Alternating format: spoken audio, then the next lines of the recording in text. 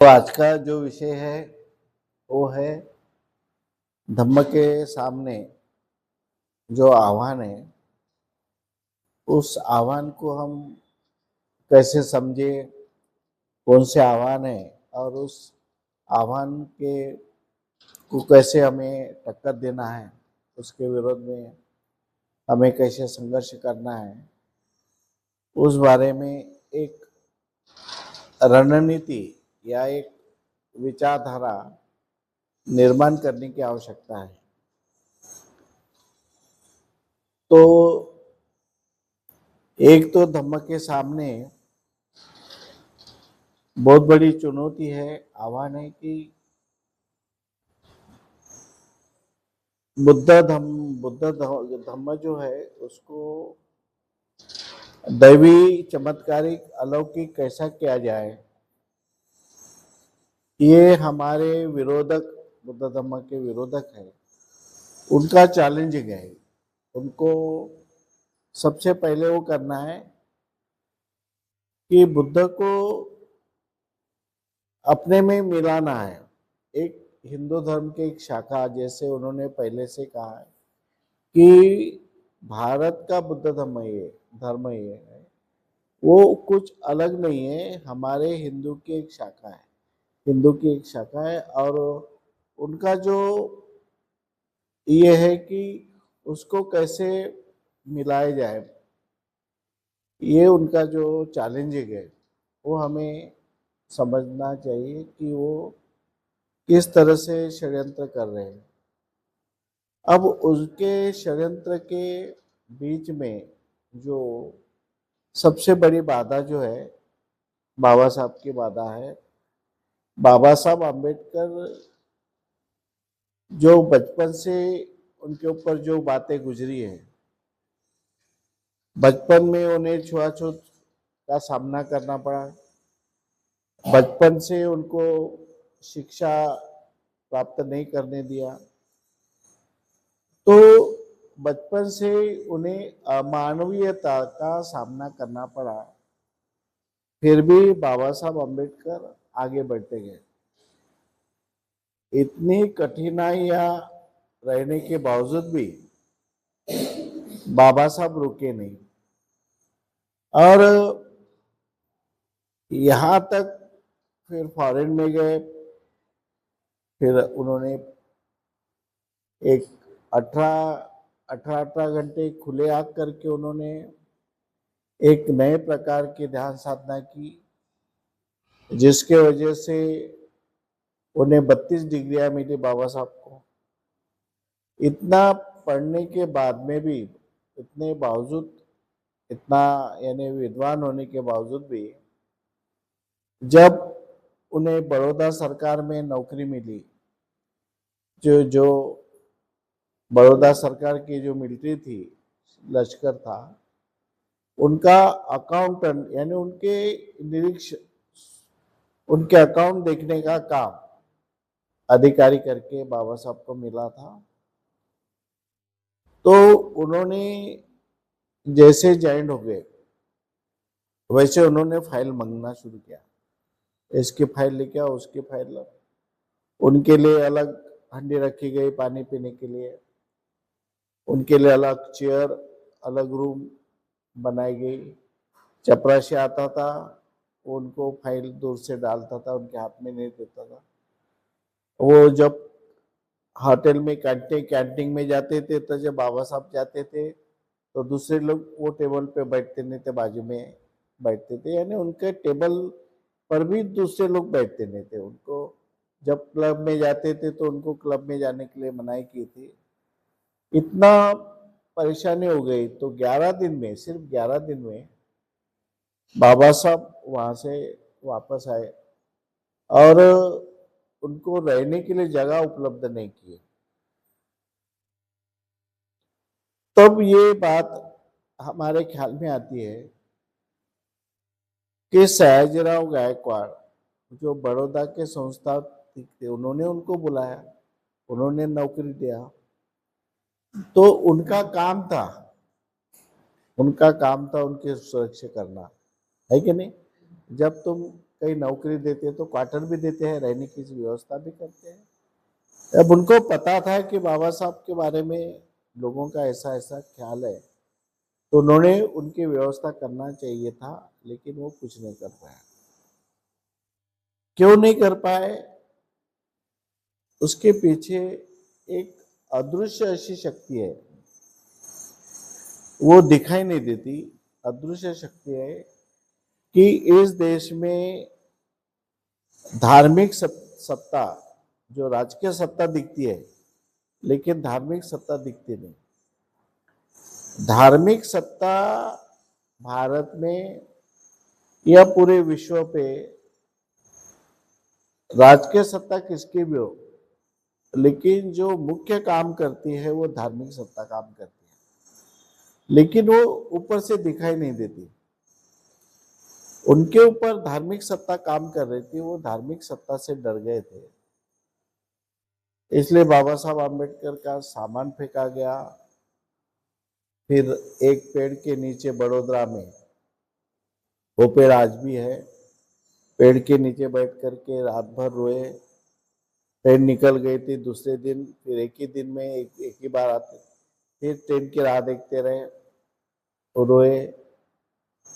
इस तरह से जब बाबा साहब ने सोचा कि इसके पीछे किसका राज है, यानी कौन सा षड्यंत्र है, उनके सामने क्या आह्वान है, उन्होंने ये किया। तब तक धर्मांतर किया नहीं था उन्होंने, हिंदू धर्म में थे वो। हिंदू धर्म में तो देवी देवता की पूजा चलती थी, तो उन्होंने तो कभी हिंदू धर्म के रहने की वजह से तो उनके घर में भी पूजा चलती थी, उनके पिताजी भी पूजा करते थे। हिंदू धर्म के जो कर्मकांड करते थे तो वो कर्मकांड वो भी करते थे। यानी उनके ऊपर अन्य अत्याचार किसने किया कि जिस धर्म में वो पले, जिस धर्म को मानते थे, उसी धर्म के पुरोहितवाद ने, उसी धर्म के ठेकेदारों ने बाबा साहब के ऊपर अन्य अत्याचार किया। कोई दुश्मन ने नहीं किया, कोई मुस्लिम ने नहीं किया, कोई क्रिश्चियन ने नहीं किया, किसी ने नहीं किया, उसी धर्म के लोगों ने। बाबा साहब भी ईश्वर मानते थे, और जो जिन्होंने अन्याय अत्याचार किया वो भी ईश्वर मानते थे।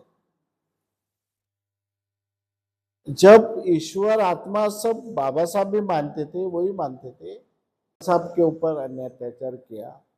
और ऐसा अन्याय अत्याचार किया, ये साधारण अन्याय अत्याचार नहीं किया, अमानवीय अन्याय अत्याचार किया, जिसको अमानवीयता जिसको कहते हैं कि इंसान को इंसान नहीं समझना है, इंसान जानवर से भी बेहतर समझ करके उनसे व्यवहार करना, इस तरह से अमानवीयता का उनके पास व्यवहार हुआ, प्रताड़ना हुई।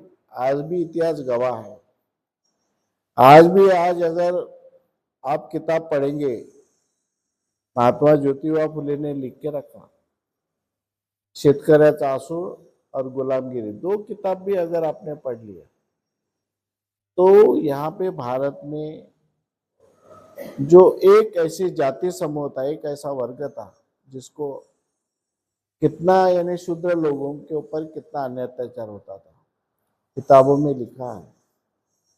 लेकिन ये सब कुछ दब रहा है, पूरा दब गया। क्यों? कि धर्म सत्ता किसी के हाथ में है। अंदर की जो बात है अपनी, हम पॉलिटिक्स की बात करते हैं, पॉलिटिक्स राज नहीं कर रहा, आज भी नहीं कर रहा, पहले भी नहीं करता था। राज करता है धर्म सत्ता, राज करती है, लेकिन वो दिखाई नहीं देती।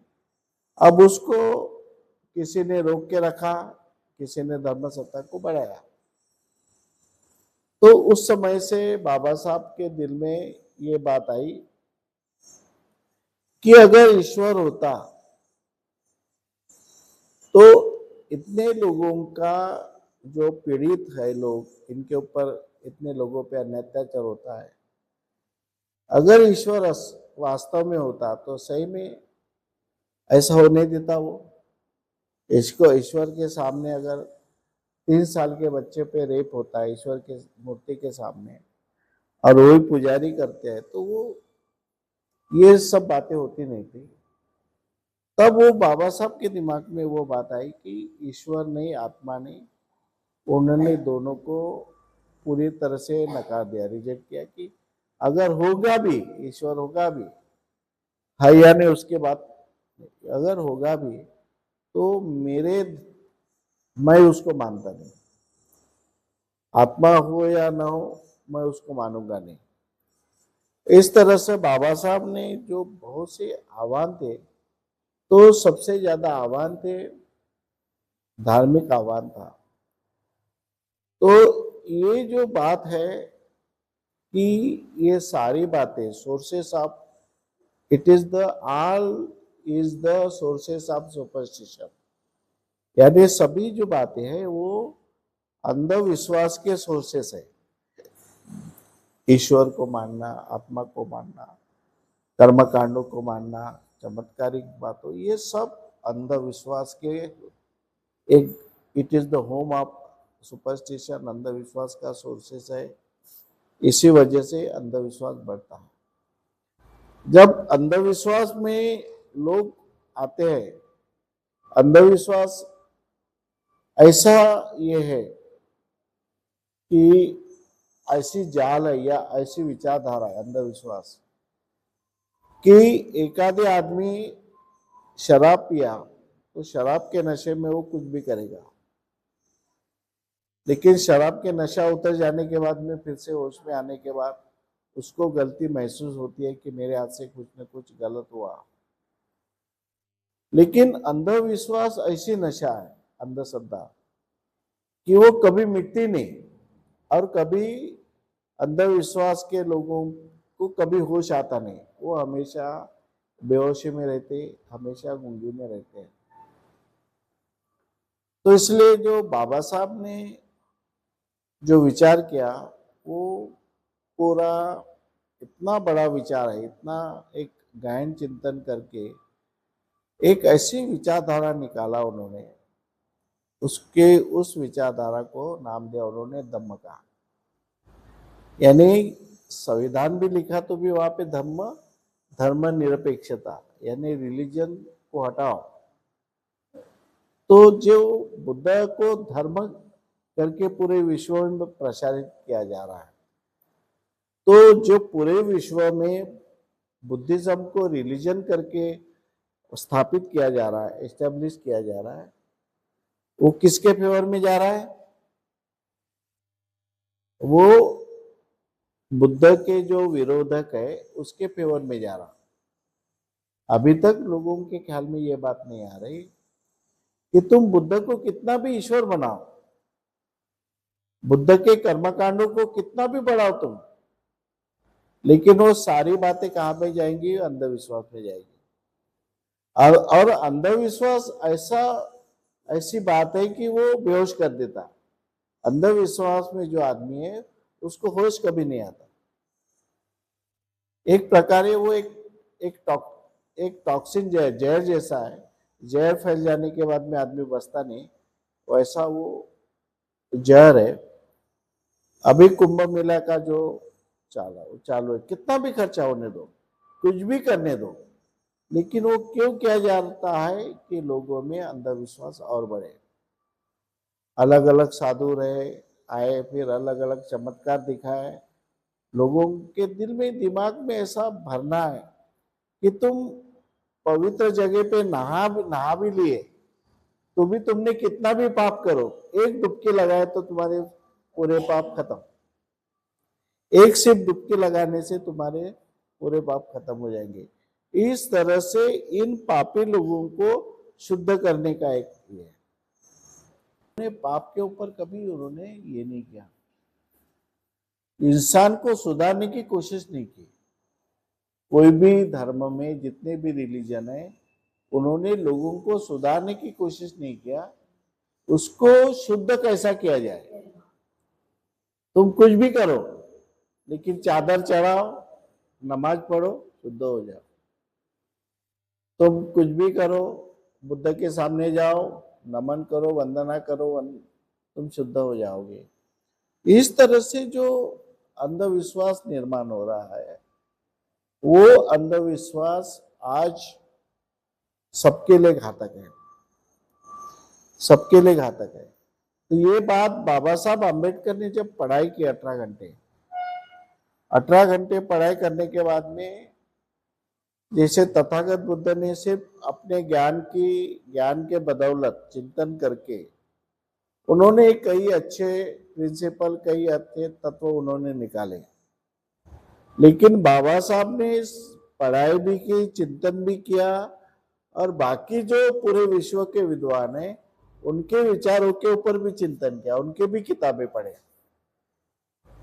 इस तरह सारा अध्ययन करके जो वर्तमान स्थिति में जो परिस्थिति बन सकती है भविष्य में, वर्तमान और भविष्य में जो परिस्थिति बन सकती है, उसके बारे में बाबा साहब ने पूरी तरह से चिंतन किया। और चिंतन करने के बाद में उनको लगा कि ये जो पुरोहितवाद है, ये पुरोहित ऐसा व्यक्ति है कि पुरोहित के सामने पंतप्रधान भी झुकता है। पुरोहितवाद को बढ़ा करके चमत्कारिक दुनिया तैयार करना, जहां पे सत्य को मानने वाला कोई मिलेगा ही नहीं आपको। आपने कितना भी बोला, कितना भी आपने लिखा, कितना भी बोला, कितना भी आपने ये किया, तो भी समाज उसको मानने वाला नहीं। संसद में आज कुछ लोग को बहुत ही अच्छी तरह से बात रखते हैं अपने, ऐसा नहीं कि बात नहीं रखते, अच्छी बात रखते हैं, लेकिन वो सुनता कौन? आज समाज में जो अच्छे लोग भी है, लेकिन समाज इतना वो बढ़ा रहे, समाज का घेरा जो, यानी सामाजिक जो परिस्थिति है, लोगों की मानसिकता ये सामाजिक परिस्थिति निर्माण करती है। सामाजिक परिस्थिति अपने आप निर्माण नहीं होती, लोगों की मानसिकता सामाजिक परिस्थिति निर्माण करती है। तो पहले लोगों की मानसिकता बदलाव, लोगों की मानसिकता में अंधश्रद्धा इतना बड़ा कि लोग सब मानने लगे, बुद्ध को भी ईश्वर मानने लगे। बुद्ध भी कुछ काम नहीं कर सकेगा जब बुद्ध को ईश्वर के घेरे में लाए।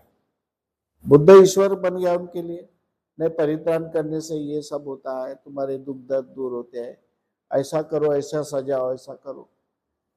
तो तुम्हारे में जो उनका जो मकसद है कि पुरोहितवाद को बढ़ाना और पुरोहितवाद के द्वारा अंधविश्वास की मानसिकता निर्माण करना, जब अंधविश्वास की मानसिकता निर्माण होगी तो समाज में अंधविश्वास बढ़ेगा।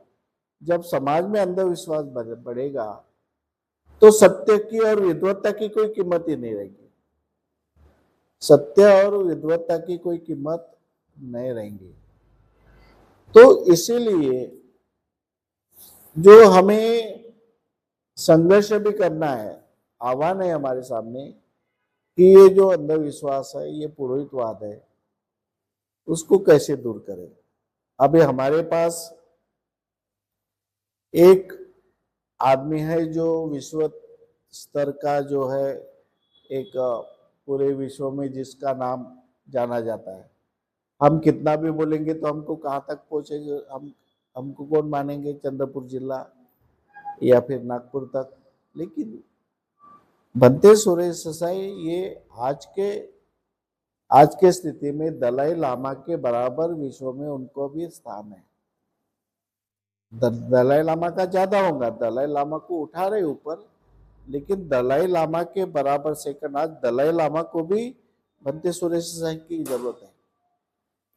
जब हम शिरपुर गए थे, उसके पहले साल गए थे, तो दलाई लामा का एक शिष्य आया था, दलाई लामा आने वाले थे, दलाई लामा का शिष्य आया, तो उन्होंने बोले कि दलाई लामा और भंते सुरेश देसाई अगर मिलकर के काम करें तो अच्छा होगा, दोनों मिलकर के। तो आज दलाई लामा को भी आवश्यकता है भंते सुरेश देसाई की, इतना उनका एक उतना ही उनकी ऊंचाई है, क्योंकि उन्होंने काम किया, बचपन से काम किया। आज उन्होंने जो काम किया आज वो किसी ने नहीं किया। शिरपुर का उत्खनन खुदाई हो गई, किसके वजह से हो गई? भंते जी की वजह से। इधर रामटेक की खुदाई हो गई उनके वजह से, मनसर की खुदाई हो गई उनके वजह से। आज बुद्ध गया का आंदोलन, ये जो अनागारिक धम्मपाल उसके बाद में बंद हुआ था। वर्तमान स्थिति में किसने शुरू किया? मशाल तो उन्होंने पहले जलाई ना। आज भलाई दूसरे के हाथ में होंगी, लेकिन मशाल को जलाने वाला तो बनते जी है, जिन्होंने 11 साल संघर्ष किया उन्होंने। और वो मुद्दा उठाया कि ये बौद्धों का है तो बौद्धों के हाथ में, इनके दिमाग में भी नहीं था। उन्होंने ये मुद्दा उठाने के पहले इनके दिमाग में भी नहीं था कि ये महाबोधि महावीर हमारे हाथ में होना चाहिए। इस तरह से जो षड्यंत्र है वो भंते सुरेश देसाई के ऊपर षड्यंत्र इसलिए है कि वो बाबा साहब को साथ में लेके जा रहे हैं, बुद्ध के साथ। बुद्ध को नहीं मानते ऐसा नहीं, बुद्ध को भी मानते हो, लेकिन बुद्ध के मानने के बावजूद भी उन्होंने बाबा साहब को छोड़ा नहीं। बाबा साहब को, जय भीम को साथ में लेके जा रहे हैं, इसलिए उनको जो बदनाम करने का षड्यंत्र है, तो वो तो अब लोगों की मानसिकता ऐसे बन गई।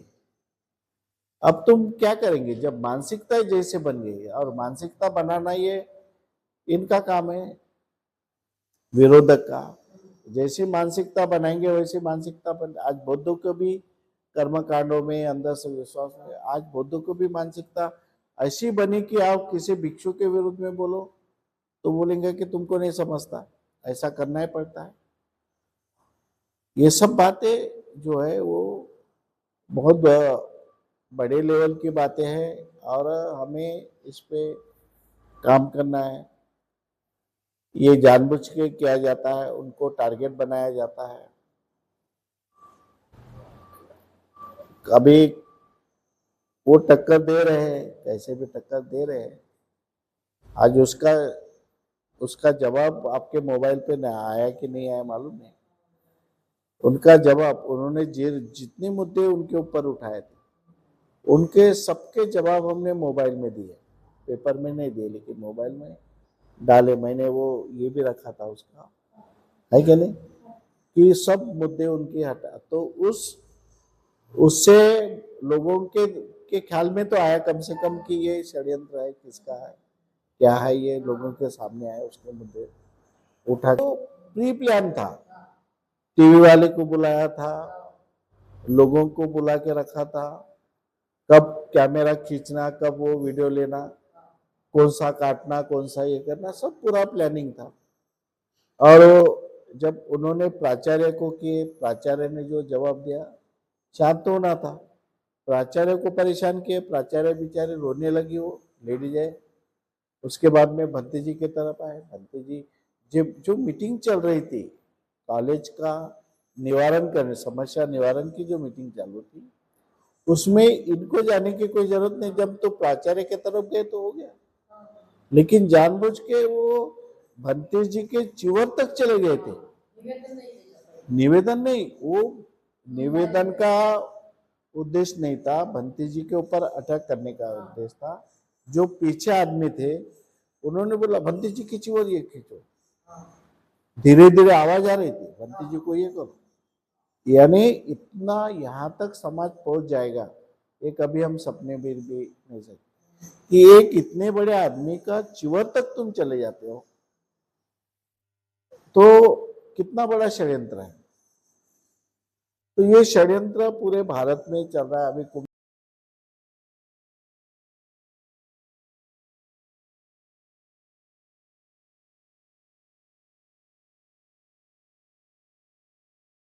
बढ़ेंगे और ज्यादा, इतनी धार्मिकता बढ़ेंगी कि धार्मिकता इसलिए बढ़ेंगी कि तुम्हारे में अंधविश्वास निर्माण हो।